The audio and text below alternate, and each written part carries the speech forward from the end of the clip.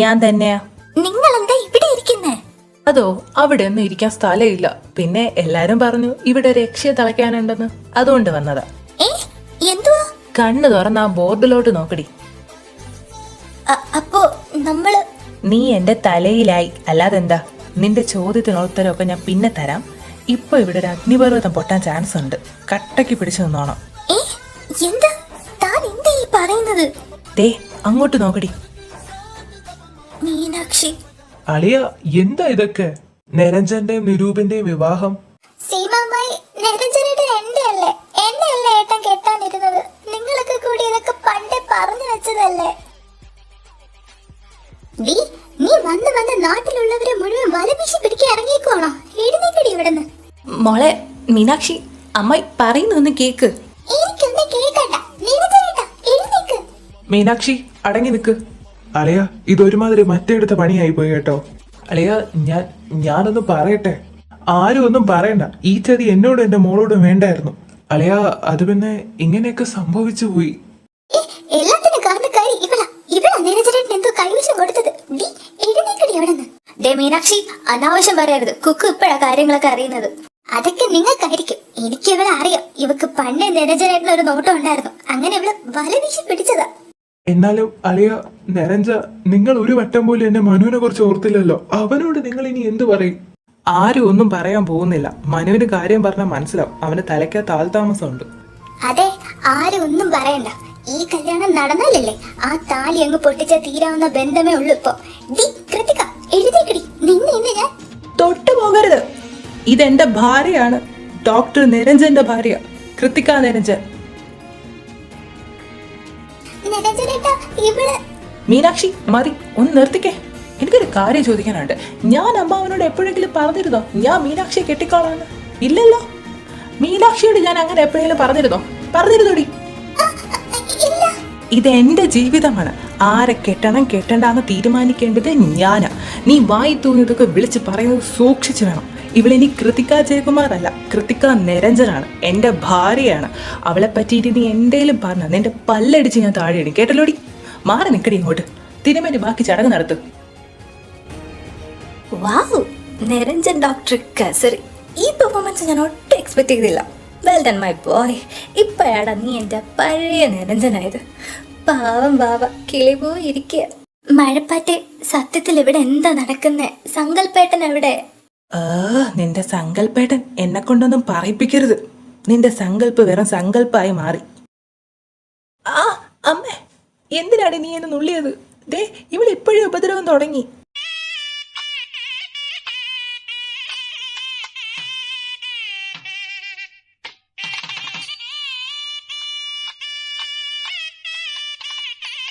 സിന്ദൂരം ചാർത്തിക്കോളൂ.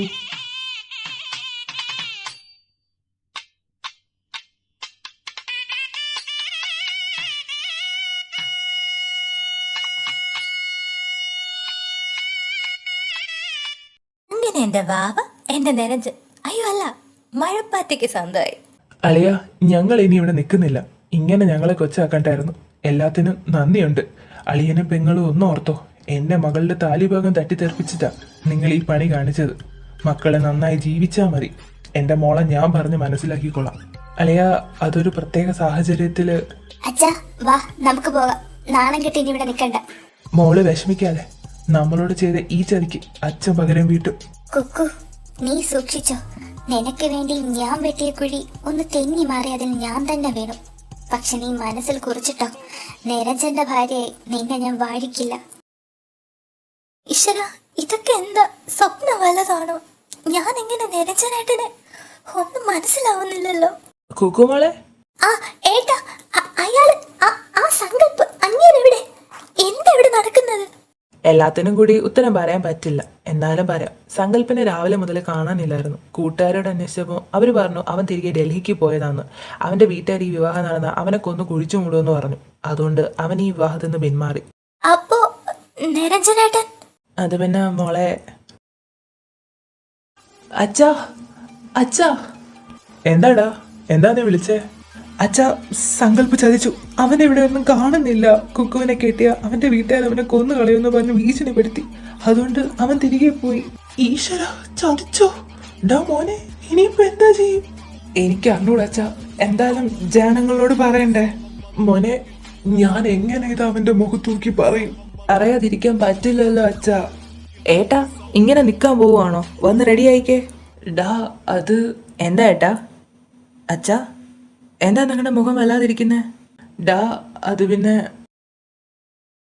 അയ്യോ, ഇനിയിപ്പോ എന്താ ചെയ്യും? കുക്കു അവള് നമ്മളിപ്പോ ജനങ്ങളോട് എന്താ പറയും? ഡാ ജീവ, ഇതെന്താ നിങ്ങൾ മൂന്നും ഇങ്ങനെ നിൽക്കുന്നേ? പോയി റെഡിയാവ്, വാ, സമയം ഒരുപാടായി. ഡേ ആളുകളൊക്കെ വന്നു തുടങ്ങി. ജയ, അത് പിന്നെ അത് ഒരു പ്രശ്നമുണ്ടടാ. എന്താടാ? അങ്കിൾ, തെറ്റ് എന്റെ ഭാഗത്താ. ഞാൻ കാരണം ഇതൊക്കെ. സാരയില്ലടാ മോനെ.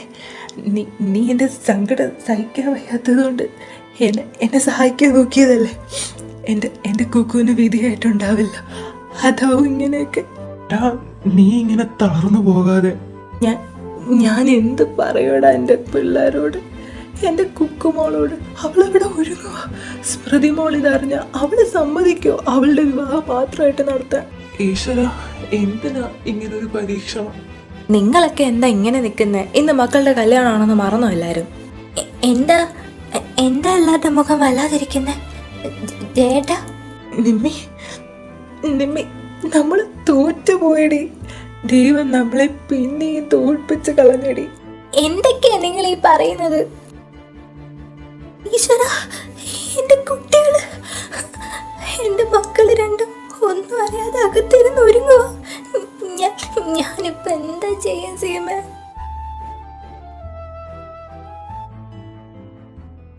അമ്മേ, സ്മൃതി, താനിങ്ങ് വന്നേ. ഏട്ടാ, ഞാൻ കേട്ടത് സത്യമാണോ? സങ്കൽപ്പ് പോയോ എവിടെന്ന്? നീ ഇതെങ്ങനെ അറിഞ്ഞു? ഏട്ടന്റെ കൂട്ടുകാര് പറയുന്നത് കേട്ടു. സത്യമാണോ അത്? കേട്ടത് സത്യം സ്മൃതി. അവൻ പോയി. ഈശ്വര, എന്റെ കുക്കുമോള്. ഇനി നമ്മൾ എന്ത് ചെയ്യുന്നു ബേട്ട? എനിക്കൊരു എത്തും പിടിയും കിട്ടുന്നില്ല. എനിക്കറിയില്ല സ്മൃതി എന്ത് ചെയ്യണോന്ന്. ആഹാ, സ്മൃതി മോൾ ഇവിടെ വന്ന് നിൽക്കുവാണോ? മോളെ, പോയി ഒരുങ്ങിക്കേ, നമുക്ക് ഓഡിറ്റോറിയത്തിലോട്ട് പോകാനുള്ളതാ. അതൊക്കെ പിന്നെ ആവാം മുത്തശ്ശ. ആദ്യം കല്യാണം നടക്കുമെന്ന് അറിയട്ടെ. നിരൂപേട്ട, കുക്കുവിന്റെ എന്റെ വിവാഹം ഒന്നിച്ച് തീരുമാനിച്ചതാണെങ്കിൽ അത് ഒന്നിച്ചേ നടക്കൂ. അല്ലെങ്കിൽ ഇവിടെ ഒരു വിവാഹം മാത്രമായിട്ട് നടക്കില്ല. അതായത് നമ്മുടെ വിവാഹം നടക്കില്ല. ജീവ, നിരഞ്ജ, നിങ്ങൾ രണ്ടും ഒന്ന് ഇങ്ങോട്ട് വന്നേ. ചേട്ടാ, നമ്മൾ ഇനി എന്ത് ചെയ്യും? എനിക്കറിയില്ല നിമ്മി. എന്റെ മുന്നിൽ ഒരു വഴിയും. നിമ്മി, നീ വാ എൻ്റെ കൂടെ. മോനെ, നീ സമ്മതിക്ക്, ഈ അമ്മയ്ക്ക് വേണ്ടി. മോനെ, ഞാനോ നിന്റെ അമ്മയോ ഇന്ന് വരെ നിന്നോടൊന്നും ആവശ്യപ്പെട്ടിട്ടില്ല. പക്ഷെ ഇന്ന് നീ വിചാരിച്ച ഈ 2 വിവാഹവും നടക്കും. നീ കുക്കുവിനെ വിവാഹം കഴിക്കണം. ഇല്ല ഇല്ല ഇല്ല, എന്നെ കൊണ്ട് അതിന് കഴിയില്ല. ഞാൻ അവളെ എനിക്ക് അങ്ങനെ കാണാൻ പറ്റില്ല. മോനെ, നീ ഒരാള് വിചാരിച്ച ഇന്ന് നമ്മുടെ 2 കുടുംബവും വലിയൊരു നാണക്കേടിന് രക്ഷപ്പെടും. നീ ജയന്റെയും നിമ്മിയുടെയും സങ്കടം കണ്ടേയല്ലേ? വല്ലവർക്കും വേണ്ടി ജീവിതം ഹോമിക്കാൻ ഞാൻ പുണ്യാളനല്ല അമ്മേ. എന്നെ കൊണ്ട് കഴിയില്ല, എന്നെ കൊണ്ട് പറ്റില്ല. അങ്കിൾ, മോൻ പറഞ്ഞത് ശരിയാ. വല്ലവർക്കും വേണ്ടി മോൻ ജീവിതം കളയേണ്ട ആവശ്യമൊന്നുമില്ല. പക്ഷെ ഇപ്പൊ മോൻ മനസ്സ് വെച്ച രക്ഷപ്പെടാൻ പോകുന്നത് ഒന്നല്ല, ഒരുപാട് പേരുടെ ജീവിതം, ഒരുപാട് പേരുടെ സന്തോഷം തിരികെ കിട്ടാൻ പോകുന്നത്. മോനെ, നിമ്മിയാന്റിക്കറിയാം, മോനെ എൻ്റെ മോൾ ഒരുപാട് കളിയാക്കിയിട്ടുണ്ട്, വേദനിപ്പിച്ചിട്ടുണ്ട്. പക്ഷെ ഈ ഒരവസ്ഥയിൽ കല്യാണം പടിവാതിക്കൽ എത്തിക്കഴിഞ്ഞ് അതില്ലാണ്ടായി പോകുന്ന ഒരവസ്ഥ മോനൊന്ന് ആലോചിച്ച് നോക്ക്. ഞങ്ങൾക്ക് എല്ലാവർക്കും വേണ്ടിയാ കുക്കു കല്യാണത്തിന് സമ്മതിച്ചത്. അതൊന്നും മുടങ്ങിയപ്പോൾ അവളെ സങ്കടപ്പെട്ടില്ല. എങ്കിലും രണ്ടാമത് അവൾക്ക് പ്രതീക്ഷ കൊടുത്തത് നമ്മളൊക്കെയാ. അവളെ കല്യാണ പെണ്ണിനെ പോലെ അണിഞ്ഞൊരുങ്ങി കരഞ്ഞുകൊണ്ട് നിൽക്കുന്നത് ആലോചിക്കാൻ പോലും വയ്യാത്തത് കൊണ്ടാണ്. എൻ്റെ മോക്ക് വേണ്ടി ഞാൻ വേണമെങ്കിൽ മോൻ്റെ കാല് വരെ പിടിക്കാം. ഞങ്ങളെ സഹായിക്കണം അങ്കിൾ, പ്ലീസ്. അങ്ങനെ ചെയ്യരുത്. എനിക്ക് കുക്കുവിനെ അങ്ങനെ കാണാൻ വയ്യാത്തത് കൊണ്ടാ. നിർബന്ധിക്കരുത് എന്നെ. സ്മൃതി, ഞാൻ പറയുന്നതൊന്ന് കേക്ക്. സോറി നിരൂപേട്ട, എന്നെ കൊണ്ട് പറ്റില്ല. ഈ കല്യാണം നടക്കില്ല. താൻ എന്തൊക്കെയാ ഈ പറയുന്നത്? ഇല്ല നിരൂപേട്ട, കുക്കുവിനില്ലാത്തൊരു ജീവിതം എനിക്ക് വേണ്ട. സ്മൃതി, ഏട്ടാ, എന്താ ഏട്ടാ? ഏട്ടത്തിക്ക് എന്താ പറ്റിയത്? അവള് പറഞ്ഞതൊക്കെ നീ കേട്ടതല്ലേ? അവക്കിപ്പം എന്നെ കല്യാണം കഴിക്കേണ്ടാണ്. കുക്കുവിന്റെ വിവാഹത്തിനൊപ്പേ ഞങ്ങളുടെ വിവാഹം നടക്കുമെന്ന്. ഏട്ടാ, ഞാൻ സംസാരിക്കാം ഏട്ടത്തിയോട്. എന്തിന്? ആര് പറഞ്ഞാലും അവള് കേക്കില്ല. അവരുടെ ബോണ്ട് അങ്ങനെയാടാ. അവളില്ലെങ്കിൽ കുക്കുമില്ല, കുക്കു ഇല്ലെങ്കിൽ അവളുമില്ല. ഏട്ടാ, സങ്കടപ്പെടാതെ. പറ്റുന്നില്ലടാ. ആദ്യമായിട്ടായതുകൊണ്ടാവും ഇങ്ങനെയൊക്കെ. ഒരുപാട് കൊതിച്ചിരുന്ന ദിവസമായിരുന്നടാ. പക്ഷെ എല്ലാം ഒറ്റ ദിവസം കൊണ്ട്. ഏട്ടാ, ഏട്ടൻ കരയാതെ. ഞാനൊന്ന് സംസാരിക്കട്ടെ ഏട്ടത്തിയോട്. ഏട്ടത്തി, എന്താ നിരജ? അത് ഏട്ടത്തി, ഏട്ടൻ കരയോ? അറിയാം എനിക്ക്, പക്ഷേ എന്റെ തീരുമാനത്തിൽ മാറ്റമില്ല. ഏട്ടത്തി, ഇത്രയും വാശി വേണോ? വാശിയല്ല നിരജ, എന്റെ സ്നേഹ, എന്റെ കുക്കു. അവളെനിക്ക് അനിയത്തിയല്ല, എന്റെ മോള. കുഞ്ഞിലെ മുതൽ ഞാൻ അവളെ നോക്കി വളർത്തിയത്. അവളുടെ കണ്ണ് നിറയുന്നത് എനിക്ക് സഹിക്കാനാവില്ല. അതുകൊണ്ടാ അവക്കില്ലാത്തൊരു ജീവിതം എനിക്കും വേണ്ടാന്ന് വെച്ചത്. നിരൂപേട്ടന്റെ സങ്കടം അതെനിക്ക് മനസ്സിലാവുന്നുണ്ട്. എല്ലാം കാണുമ്പോൾ ചങ്ക് പൊട്ടി പോകുന്നുണ്ട്. പക്ഷെ എനിക്ക് കഴിയില്ലടാ. ഇപ്പൊ എനിക്ക് എന്നെ കൊണ്ട് പറ്റില്ല. ഏട്ടത്തി, പ്ലീസ്, കുക്കുവിന് വേറെ നല്ലൊരു ആലോചന വരും. അപ്പൊ നമുക്ക് നോക്കാം. നിരഞ്ജ, എന്താ ഏട്ടാ? അച്ഛനും അമ്മയൊക്കെ നിന്നോട് പറഞ്ഞോ കുക്കുവിനെ വിവാഹം കഴിക്കാൻ? പറഞ്ഞു. എന്നിട്ട് നീ എന്താ പറഞ്ഞേ? എനിക്ക് അതിന് പറ്റില്ല എന്ന് ഞാൻ പറഞ്ഞു. എന്നെ കൊണ്ട് പറ്റില്ല ഏട്ടാ. ഏട്ടൻ അറിയാവുന്നതല്ലേ എല്ലാം. ആടാ. പക്ഷേ ഏട്ടൻ്റെ ഏട്ടത്തിലെ വിവാഹം നടക്കണം. അതാ എൻ്റെ ആഗ്രഹം. അതിനുവേണ്ടി ഞാൻ കല്യാണം കഴിച്ചോളാം കുക്കുവിനെ. വേണ്ട അനിയൻ കുട്ടാ, അത്രയും വലിയ ത്യാഗമൊന്നും നീ ചെയ്യണ്ട. കല്യാണം നടന്നില്ലെങ്കിൽ നടന്നില്ല എന്നേ ഉള്ളൂ. ഞങ്ങൾ ഒന്നിക്കേണ്ട സമയമായില്ല. അതാവുമ്പോൾ ഞങ്ങൾ ഒന്നിക്കും. അതിനുവേണ്ടി നീ നിന്റെ ഇഷ്ടവും താല്പര്യവും ഒന്നും കളയണ്ട. അതേടാ, സ്മൃതി പറഞ്ഞതാ എനിക്ക് പറയാനുള്ളത്. ഞങ്ങളുടെ അനിയൻ ഞങ്ങളുടെ സന്തോഷത്തിന് വേണ്ടി ഒന്നും ചെയ്യണ്ട. നിരൂപേ, നീ ഒന്നിങ്ങോട്ട് വന്നേ. എന്താ അച്ഛാ? മോനെ, സിദ്ധാർത്ഥിന്റെ വീട്ടുകാർ വന്നിരുന്നു. എന്തിന്? സിദ്ധാർത്ഥ് കെട്ടാൻ ഇതിന് ആ പെണ്ണ് ചെയ്ത ഒരുത്തിന്റെ കൂടെ ഒളിച്ചോടി പോയെന്ന്. ഇപ്പൊ കല്യാണം മുടങ്ങി നിൽക്കുക. അപ്പൊ അവർക്ക് കുക്കുവിനെ സിദ്ധാർത്ഥിനെ കൊണ്ട് പറ്റില്ല. കല്യാണം നടന്നില്ലെങ്കിൽ നടന്നില്ല എന്നേ ഉള്ളൂ. ഇവിടെ ഇപ്പൊ ഇതൊക്കെ നടക്കാൻ കാരണം അവരാ. പക്ഷെ മോനെ, കല്യാണം മുടങ്ങി ആകെ വല്ലാത്തൊരു അവസ്ഥയിലാ ജയൻ നിൽക്കുന്നത്. അവൻ സമ്മതിക്കുമെന്ന് അറിയില്ല. അച്ഛാ, എന്താടാ? കല്യാണത്തിന് വേണ്ട ഒരുക്കങ്ങൾ ചെയ്തോ. പൊട്ടക്കിണറ്റിൽ കെട്ടിത്താഴ്ത്തേണ്ടി വന്നാലും സിദ്ധാർത്ഥന്റെ വീട്ടിലേക്ക് കുക്കുവിനെ ഞാൻ അയക്കാൻ സമ്മതിക്കില്ല. പിന്നെ നീ കെട്ടുവോ അവളെ? ഞാൻ കെട്ടും. ഏട്ടന്റെ ഏട്ടത്തിയുടെ വിവാഹത്തിനൊപ്പം ഇന്ന് നിരഞ്ജന്റെയും കൃതികയുടെയും വിവാഹം നടന്നിരിക്കും. നിരജ, നീ കുട്ടിക്കളി കളിക്കുവാണോ? ഞങ്ങൾക്ക് വേണ്ടിയാണെങ്കിൽ അതൊന്നും വേണ്ട നിരജ. അല്ല ഏട്ടത്തി, നിങ്ങൾ വാ എൻ്റെ കൂടെ. ജനങ്ങൾ, നിമ്മേന്തി, എന്താ മോനെ? എനിക്ക് തന്നേക്കോ നിങ്ങളുടെ ഇളയ മകൾ കൃതികയെ എൻ്റെ ഭാര്യയായിട്ട്. മോൻ എന്താ പറഞ്ഞേ? കൃതികയെ എനിക്ക് വിവാഹം ചെയ്തു തരുമോ എന്ന്. മോനെ, എൻ്റെ പൊന്നു മോനെ. അപ്പോ അയാളുടെ ഭിക്ഷയാണല്ലേ ഈ താലി? എന്നാ മോളെ ആലോചിക്കുന്നേ? ഏയ് ഒന്നുമില്ല. അപ്പോ ഞാനറിയാതെ ഇത്രയും വലിയ സംഭവങ്ങള് ഇവിടെ നടന്നല്ലേ? നിന്നോട് പറയണ്ടെന്ന് എല്ലാരും പറഞ്ഞായിരുന്നു. നീ സമ്മതിച്ചില്ലെങ്കിലോ എന്ന് പേടിച്ച് ആരും ഒന്നും പറയാതിരുന്നതാ. ശരിക്കും ഞാൻ പൊട്ടനാട്ടം കാണുന്ന പോലെ നിന്നതാണല്ലേ? കൊള്ളാം മോളെ. അത് നിരൂപേട്ട, ദേ സിദ്ധാർത്ഥ്. ഇവനെന്താ ഇവിടെ? നിരഞ്ജ, ദേ സിദ്ധാർത്ഥ നിൽക്കുന്നു. കുക്കു, എന്താ? വന്നേ. നീ എങ്ങോട്ട്? ആടി ഇങ്ങോട്ട്. അല്ല, ഇതാര്? അഡ്വക്കേറ്റ് സിദ്ധാർത്ഥോ? നിന്നെ ഇവിടെ ഞാൻ തീരെ പ്രതീക്ഷിച്ചില്ല. എന്തായാലും നീ വന്നത് നന്നായി. ഇല്ലെങ്കിൽ നിന്നെ കാണാൻ ഞാൻ അങ്ങോട്ട് വന്നേരാ. നീ ചോദിച്ചില്ലേ അത്രയ്ക്ക് വിഷമാണെങ്കിൽ ഇവളെ ഞാൻ കെട്ടാൻ. ദേ, കെട്ടിയിടാ ഞാൻ ഇവളെ. ഇവളിപ്പോ എൻ്റെ ഭാര്യയാ, കൃതിക നിരഞ്ജൻ. നിരഞ്ജൻ, ഞാൻ വേണ്ട സിദ്ധാർത്ഥ്.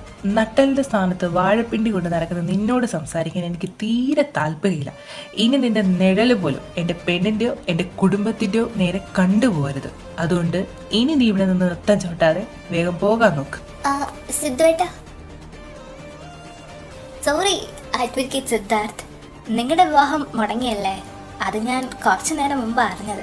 കഷ്ടായിപ്പോയി. സാരയില്ല, പറഞ്ഞിട്ട് കാര്യമില്ലല്ലോ. അല്ല, അമ്മാവനെവിടെ? ഐസിയിലായിരിക്കുമല്ലേ? നന്ദന ഇറങ്ങിപ്പോയില്ലേ? സ്വന്തം മോൾ ഇറങ്ങിപ്പോയാൽ ആർക്കാലും സഹിക്കാൻ പറ്റുമോ? കഷ്ടായിപ്പോയി. ഇന്നലെ താൻ ഷോ ഇറക്കിയപ്പോഴേ ഞാൻ തനിക്ക് മുന്നറിയിപ്പ് തന്നതാ, എൻ്റെ കുടുംബത്തിനെ വേദനിപ്പിച്ചതിനുള്ള പണി കിട്ടുമെന്ന്. എന്തായാലും തൻ്റെ തൊലിക്കെട്ടി സമ്മതിക്കണം. ഒന്ന് കെട്ടിയ പെണ്ണിനെ വീണ്ടും കെട്ടാൻ നോക്കിയാല് ഇത് വല്ല നടക്കുന്ന കാര്യമാണോ? വാട്ട്? നീ എന്താ ഇപ്പൊ പറഞ്ഞേ? വോട്ടല്ല, വൈഫ്. അവൾ എന്റെ ഫ്രണ്ട് ഗൗതമിന്റെ വൈഫാണ്. 3 മാസം മുമ്പ് അവരുടെ രജിസ്റ്റർ മാരേജ് കഴിഞ്ഞായിരുന്നു. ഞാനായിരുന്നു ഒരു സാക്ഷി. ഇന്നലെ ഞാൻ വീട്ടിൽ വന്നത് മോതിരം വാങ്ങാൻ വേണ്ടി മാത്രമല്ലായിരുന്നു, അവക്ക് അവിടെ നിന്ന് ചാടാനുള്ള വഴി കൂടി പറഞ്ഞു കൊടുക്കാനായിരുന്നു. ഇനി എന്താ പറഞ്ഞിട്ട് കാര്യമില്ല. അപ്പോൾ മോൻ കൂടുതൽ ഇവിടെ നിന്ന് വേർക്കണ്ട. ചെല ഐസിയിൽ കിടക്കുന്ന അമ്മാവിന് ഇപ്പോൾ ഏറ്റവും കൂടുതൽ ആവശ്യം സിദ്ധാർത്ഥന്റെ സാന്നിധ്യമാണ്.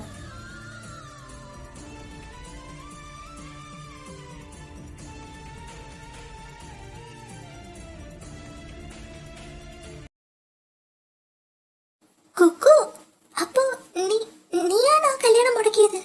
അത് പിന്നെ ചേച്ചി. ഓ എന്റെ കൃഷ്ണ, ഞാനിപ്പോ എന്താ കേട്ടെ? എന്റെ പൊന്നെ, ഞാൻ ഇത്രയും വിചാരിച്ചില്ല. ഈ മുഖ്യ മുഹൂർത്തത്തിൽ മുടക്കി കൈ തന്നല്ലോ. പുഷ്പാഞ്ജലി അല്ല, ഇന്ന് പാൽപ്പായസം തന്നെ ഞാനെങ്കിൽ തരും. എനിക്ക് വയ്യ, ഞാൻ എന്നെ പൊളിക്കും. ഗൗതം, ഇവനെന്താ ഈ നേരത്ത്?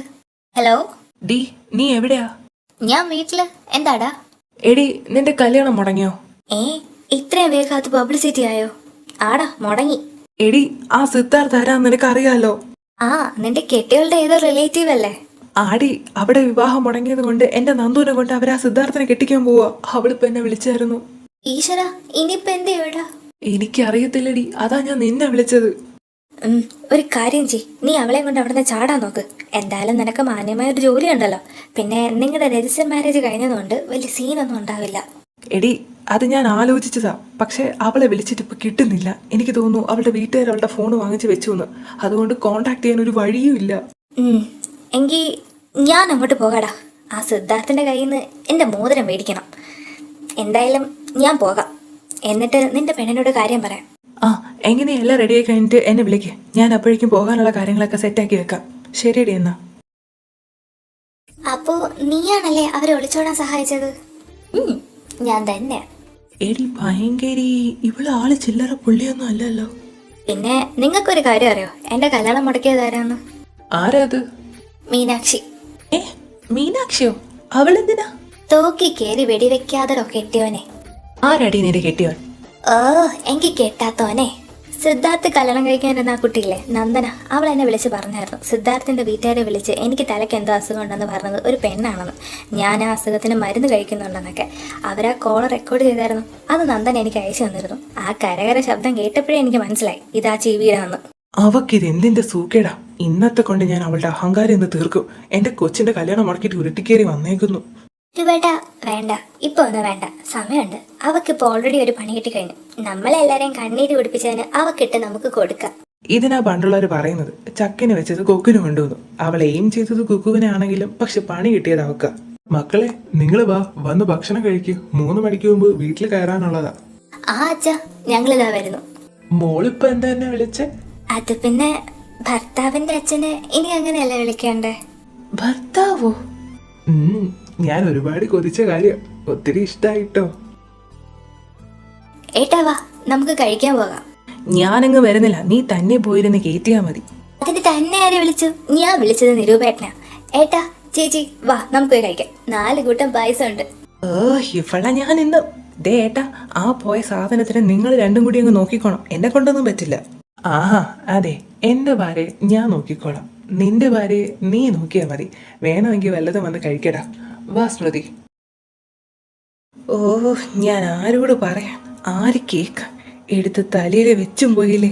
എനിക്ക് ഏത് നേരത്താണോ എന്തോ ഇങ്ങനെയൊക്കെ തോന്നിയത്. വരുവായിട്ടെത്തി. ഇനി ആ തീറ്റിപ്പണ്ടാരത്തിനെ കൂടി ഞാൻ തീറ്റി പോറ്റണമല്ലോ. കൂടിപ്പോയ 1 വർഷം അത്രേ ഉള്ളൂ കുക്കു നിന്റെ കഴുത്തി കെട്ടിയ ആ താലിക്ക് ആയുസ്. പ്രതിമോളെ, നമ്മൾ രണ്ടും കൂടി തിരി കൊളുത്തി വിട്ടേക്കുന്ന 2 ആറ്റം ബോംബുകൾക്കാ. അതിനി ഇവിടെ ഒരു ലോകമഹായുദ്ധം തന്നെ സൃഷ്ടിക്കാൻ ചാൻസ് ഉണ്ട്. നീ കട്ടയ്ക്ക് കൂടെ നിൽക്കണേ. അക്കാര്യം ഞാൻ ഏറ്റു.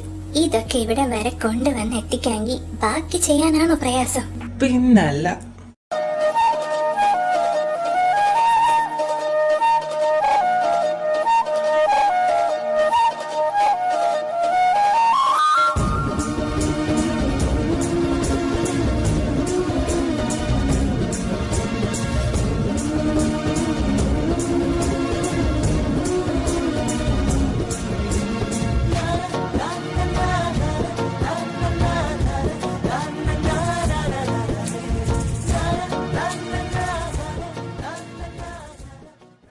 ചേട്ടാ, ആ ഫുഡ് കുറച്ചെടുത്ത് ചേച്ചിയുടെ വായിൽ വെച്ചു കൊടുക്കോ.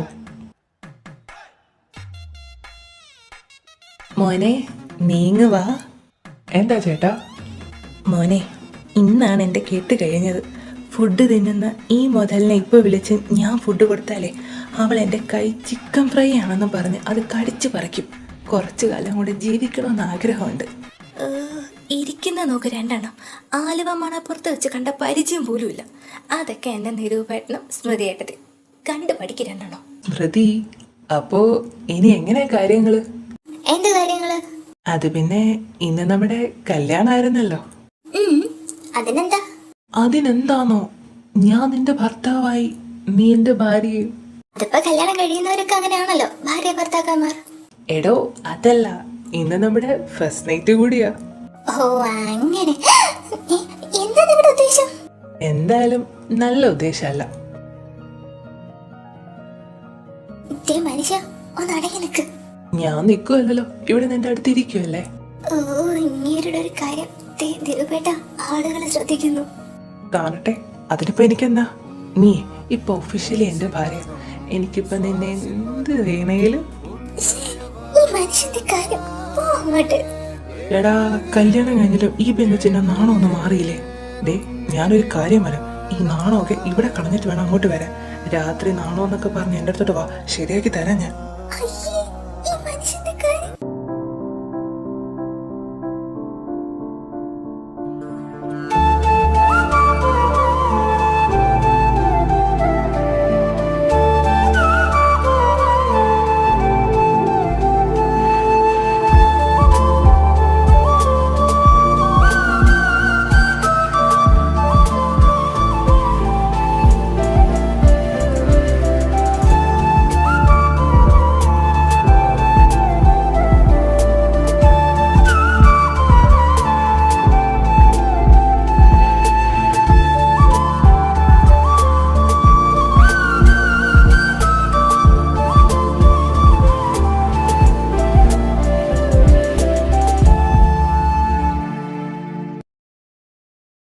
മക്കളെ, കഴിഞ്ഞില്ലേ? ദേ 2 മണിയായി. 3 മണിയാകുമ്പോൾ വീട്ടിൽ കയറണം. വൈകിട്ട് റിസപ്ഷൻ ഉള്ളതാ. ആ, അത് ശരിയാ. അച്ഛാ, അമ്മയോടെ? അവള് വീട്ടിലേക്ക് പോയടാ. നിങ്ങൾ ചെല്ലുമ്പോ അവിടെ സ്വീകരിക്കാനുള്ള കാര്യങ്ങളൊക്കെ ചെയ്യണ്ടേ? നിമ്മി നിമ്മി എവിടെ? ഡാ ജയ, നീ ഇങ്ങോട്ട് വന്നേ. എന്താ അച്ഛാ? ഡാ, നിമ്മി അവിടെ ഇരുന്ന് കരയാ, നീ അങ്ങോട്ട് ചെല്ല്. ഛേ, ഇവളെ കൊണ്ട്.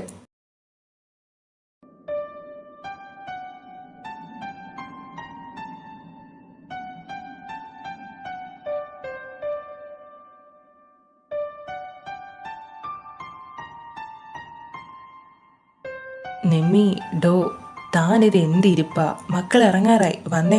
ദേ, നീ ഇങ്ങനെ ഇരിക്കുന്നത് കണ്ട അവർക്ക് കൂടി വിഷമാവും. സന്തോഷമായിട്ട് വേണം നമുക്ക് അവരെ പറഞ്ഞയക്കാൻ. പെമ്മക്കളുള്ള നമ്മുടെയൊക്കെ വിധി ഇതാ. ഒരു സമയം കഴിഞ്ഞാൽ മക്കളെ മറ്റൊരു കുടുംബത്തിലേക്ക് പറഞ്ഞു വിടേണ്ടി വരും. നിമ്മി, അവര് നമ്മുടെ അടുത്ത് തന്നെ ഉണ്ടല്ലോ. ഒരു മുറ്റത്തിന്റെ ദൂരമല്ലേ ഉള്ളൂ 2 വീടുമായിട്ട്. അതോർത്ത് സന്തോഷിക്കണേ. നമ്മുടെയൊക്കെ വലിയ ആഗ്രഹമായിരുന്നില്ലേ കുട്ടികളുടെ കല്യാണം? അത് നടന്നു. അതും നമ്മൾ ഒട്ടും വിചാരിക്കാത്ത പ്രശ്നങ്ങൾ ഉണ്ടായെങ്കിലും നമ്മുടെയൊക്കെ ആഗ്രഹം പോലെ നിരഞ്ജൻ പോലെ നമ്മുടെ മരുമകനായി കിട്ടിയില്ലേ? കുക്കുവിന് അവനായിരിക്കും ദൈവം പറഞ്ഞു വെച്ചിരിക്കുന്നത്. അന്ന് ആ ജ്യോത്സ്യം പറഞ്ഞത് നീ ഓർക്കുന്നില്ലേ? എല്ലാം എനിക്ക് ഓർമ്മയുണ്ട് ചേട്ടാ. എങ്കിലും ഉള്ളിൻ്റെ ഉള്ളിലൊരു പേടി പോലെ കുക്കുമോനെ നിരഞ്ജൻ വേദനി.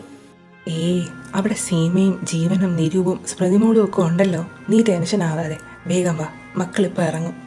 അമ്മേ, എന്തിനാ എൻ്റെ മക്കൾ കരയുന്നത്? കരയരുത്. ഒന്നുമില്ലെങ്കിലും നിങ്ങൾ എല്ലാ കാര്യത്തിലും ഒന്നിച്ചല്ലേ. ഇതിലും അത് നടന്നില്ലേ? അമ്മയ്ക്ക് സന്തോഷം മാത്രമേ ഉള്ളൂ. എൻ്റെ മക്കളെ ചെല്ല് സന്തോഷമായിട്ട്. ദേ വേണ്ട, ഒരു മുറ്റത്തിന്റെ അകലമല്ലേ ഉള്ളൂ. എന്നും കാണാലോ നമുക്ക് എല്ലാവർക്കും. എപ്പോൾ വേണേലും ഓടി വരാലോ. സ്മൃതിമോളെ, കുക്കുമോളെ നോക്കിയേക്കണേ. ഞാൻ നോക്കിക്കോളാം. കുക്കു, അച്ഛൻ മോളുടെ അനുവാദം ഇല്ലാതെ അവസാന നിമിഷം തീരുമാനം മാറ്റിയത്. മോളോടൊന്നും പറഞ്ഞതുപോലുമില്ല. അതിൽ മോക്കച്ഛനോട് ദേഷ്യം ഉണ്ടാവുമെന്നറിയാം. കല്യാണ വേഷത്തിൽ അണിഞ്ഞൊരുങ്ങിയ ശേഷം കണ്ണ് നിറഞ്ഞെൻ്റെ മോള് നിൽക്കുന്നത് കാണാൻ ഈ അച്ഛന് വയ്യാത്തത് കൊണ്ടാണ്. എനിക്കറിയാം എൻ്റെ അച്ഛനെ. നിരൂപമോനെ, നിരഞ്ജൻ മോനെ, ഞങ്ങളുടെ 2 ആളുടെ ജീവനെ നിങ്ങളെ വിശ്വസിച്ച് കൈപിടിച്ചേൽപ്പിക്കുന്നത്. വിട്ട് കളഞ്ഞേക്കരുത്, സങ്കടപ്പെടുത്തരുത് ഞങ്ങളുടെ മക്കളെ. ഞാൻ നോക്കിക്കോളാം അച്ഛാ, പൊന്നുപോലെ. മോൻ ഒട്ടും പ്രിപ്പയർഡ് അല്ലായിരുന്നു എന്ന് എനിക്കറിയാം. രണ്ട് കുടുംബത്തിൻ്റെയും സങ്കടം കാണാൻ വയ്യാത്തതുകൊണ്ടാണ് ഈ തീരുമാനത്തിലേക്ക് മോൻ എത്തിയതെന്നും അറിയാം. എൻ്റെ മോള് അവളൊരു പാവ, ഇത്തിരി കുറുമ്പുണ്ടെന്നേ ഉള്ളൂ. കരയിക്കാതെ നോക്കിക്കോണേ. ഞാൻ നോക്കിക്കോളാം അങ്കിൾ. എങ്കിൽ മക്കൾ ഇറങ്ങിക്കോ, വൈകിട്ട് റിസപ്ഷന് വരാം. ശരി അങ്കിൾ.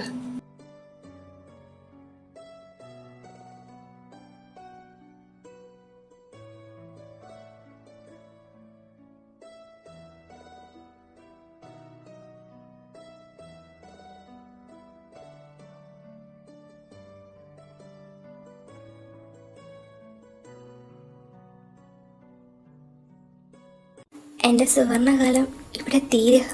ഇനി മറ്റൊരു വീട്ടിൽ മരുമകളായി അല്ല മകളായി അവരെന്നെ കാണും. നിരൂപേട്ടൻ്റെ അനിയത്തി. ജീവിതത്തിൽ ഇനി ഒരിക്കലും കാണില്ല എന്ന് കരുതിയ ഒരാളുടെ ഭാര്യ ഒരു നല്ല കുടുംബജീവിതം ഉണ്ടാവില്ല എന്ന് ഉറപ്പാണ്. ഇനിയാണ് എൻ്റെ പരീക്ഷണ കാലഘട്ടം. എല്ലാത്തിനെയും സ്വയം ഞാൻ അതിജീവിച്ചേ മതിയാവും. ഇങ്ങേരുടെ കൂടെ എങ്ങനെ പിടിച്ചു നിൽക്കും എൻ്റെ ദൈവമേ. ചേച്ചി ഉള്ളത് ഒരാശ്വാസം. പക്ഷേ എൻ്റെ ലൈഫിൽ ഉണ്ടാകാൻ പോകുന്ന പൊട്ടലും ചീറ്റിലും ഒരിക്കലും വേറെ ആരും അറിയാൻ പാടില്ല. അത് ചിലപ്പോൾ ചേച്ചിയെ നിരൂപേട്ടനെ ബാധിച്ചേക്കും. എന്ത് തന്നെ ആയാലും എൻ്റെ കോഴ്സ് പൂർത്തിയാക്കണം, കരിയർ ബിൽഡപ്പ് ചെയ്യണം, ജീവിച്ചേ മതിയാവും. മധു, ഞാൻ ഒരിക്കലും ആഗ്രഹിച്ചതല്ല ഇങ്ങനൊരു ജീവിതം. നീ അല്ലാതെ മറ്റാരും ഇപ്പോഴും ഈ മനസ്സിലില്ല, ഉണ്ടാവുകയില്ല. ഏതോ നിമിഷത്തിൽ എല്ലാം കൂടി ഉള്ളിലേക്ക് പുകഞ്ഞു കയറിയപ്പം ഞാൻ അറിയാതെ സമ്മതിച്ചു പോയതാ. ഇനി ഒരിക്കലും കാണില്ല എന്ന് ഞാൻ കരുതിയവൾ ഇന്നെൻ്റെ താലിക്ക് അവകാശമായി മാറിയിരിക്കുന്നു. അവളെ ഞാൻ സംരക്ഷിക്കും. അത് ആ താലിയോടുള്ള എൻ്റെ ബഹുമാനം കൊണ്ടാണ്. അത് നീയാണ് എന്നെ പഠിപ്പിച്ചത്. പക്ഷേ ഒരു ഭർത്താവിൽ നിന്ന് അവൾക്ക് കിട്ടേണ്ടതൊന്നും എൻ്റെ ഭാഗത്ത് നിന്ന് അവൾക്കുണ്ടാവില്ല. കാരണം ഈ നെഞ്ചിൽ ഇപ്പോഴും നീയാണ്. നിരഞ്ജ, ഞാൻ നിന്നെ എങ്ങനെയൊന്ന് പറഞ്ഞ് മനസ്സിലാക്കുന്നത്? എനിക്ക് നിന്റെ സ്നേഹം മനസ്സിലാവുന്നുണ്ട്. എങ്ങനെ വിഷമിപ്പിക്കില്ലേ നിങ്ങൾ? സഹിക്കാൻ പറ്റുന്നില്ല. ആത്മാവാണെങ്കിലും ഇപ്പോഴും എനിക്കുള്ളിലൊരു മനസ്സുണ്ട്, അതിനും വേദനിക്കും. കരയിപ്പിക്കലേടാ എന്നെ. നിങ്ങളുടെ ഇടയിലേക്ക് തിരികെ വരാനുള്ള ശ്രമത്തിലാണ് ഞാനിപ്പോൾ. അതിനുവേണ്ടി നിങ്ങളെ കാത്തിരിക്കും.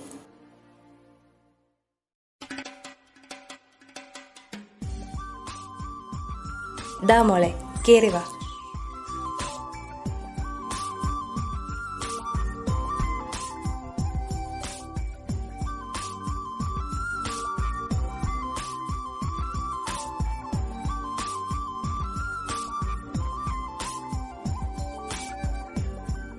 മക്കളെ, നിങ്ങൾ ചെന്ന് കുറച്ചു നേരം വിശ്രമിക്കുക. നിരൂപേ, നീ സ്മൃതിമോളെയും കൊണ്ട് ചെല്ല്. കുക്കു, മോളും ചെല്ല്. ഈശ്വര, കടവക്കൂട്ടിലേക്കാണ് ഞാൻ പോകുന്നത്. എന്നെ നീ കാത്തോണേ. ബാവേ, ഇനിയാണ് പരീക്ഷണം ആരംഭിക്കാൻ പോകുന്നത്. നിന്റെ എൻ്റെ ജീവിതത്തിൽ നടന്നതൊക്കെ മറനീക്കി പുറത്തു വരാൻ പോകുന്നത്. നീ ആരാണെന്ന് നീ തന്നെ തിരിച്ചറിയാൻ പോകുന്നത്. അതുപോലെ എൻ്റെ നിരഞ്ജൻ അറിഞ്ഞു തുടങ്ങും നീ അവൻ്റെ ആരായിരുന്നു എന്ന്. അത് നിന്നെ ഇപ്പോൾ വേദനിപ്പിച്ചതിനേക്കാളൊക്കെ 100 ഇരട്ടി വേദനിപ്പിക്കും. അവൻ നിങ്ങളുടെ ഇടയിലേക്ക് വരുന്നത് കൂടി എല്ലാം മറനീക്കി പുറത്തു വരാൻ പോവുകയാണ്.